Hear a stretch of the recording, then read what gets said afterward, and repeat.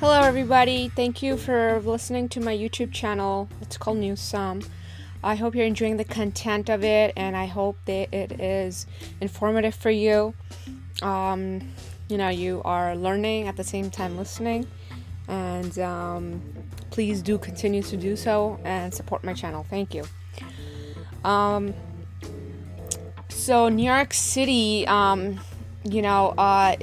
the new hotspot recently, and basically all its non-essential businesses, actually just not New York, but all of America, are closed down, and that's actually leaving the most robberies taking place in New York City, and they are the top city right now that is fighting the coronavirus, as the number of cases are just rising.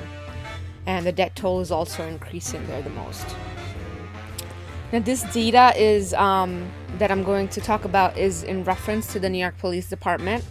So many businesses, what they're doing now are they are boarding up their storefronts. So they're installing wooden sort of type boards to protect their windows from robberies. Police officials have said that from the date New York was placed under state of emergency from March 12th to March 31st, the NYPD has seen a 75% rise in the reports of robberies of commercial businesses. NYPD has stated 254 burglaries of businesses during that time period this year, compared with 145 for the same period last year. So, a total of 254 have been so far reported, and the robberies have been seen significantly more in all of the boroughs of New York. And Michael Lee Petrie, who is a NYPD chief of crime control strategy, said, "We knew with the closing of many stores that we would see actually an increase, and unfortunately we are." The increased thefts have now become the major crime throughout the city as we are facing the coronavirus pandemic era. And throughout the month of March, other major felonies, such as murders, assaults, and rapes, they fell by nearly 20% when you compare it the same time in 2019, dropping it to 3,740 such crimes from 4,670 a year earlier. And because of the increased amount of break-ins at commercial businesses, other essential businesses are also having to face robberies, such as bodegas, grocery markets, and restaurants. According to the NYPD data, Mr. Michael Petrie also said that break-ins at grocery markets and the small deli types bodegas, they have seen about 30 burglaries between March 12 and March 31st.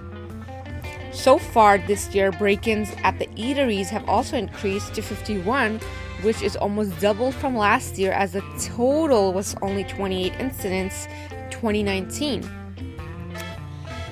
So, what are they stealing from commercial businesses? Well, robbers are taking currency, electronics, and consumables such as, food, alcohol, and goods from businesses. And their most prominent way to break into closed stores is by breaking their windows, climbing in from the rooftops, or forcing to open doors.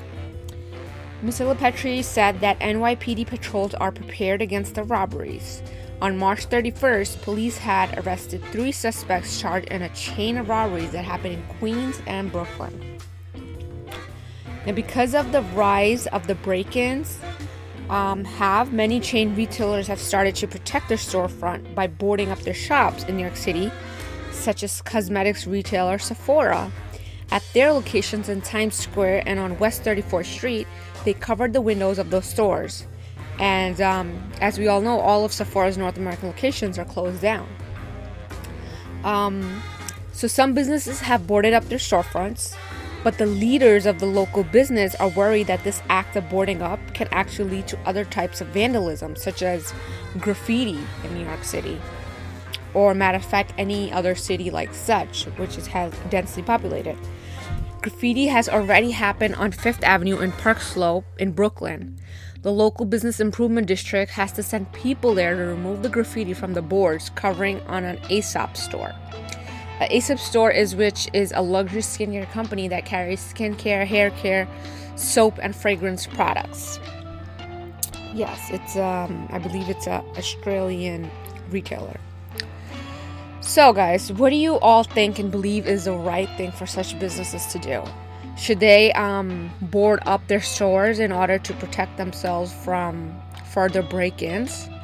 And if they do plan to board up, will that actually send an inappropriate message to the community? Can that lead to the collapse of society? Yeah, think about it. Give me a feedback on that. Thank you.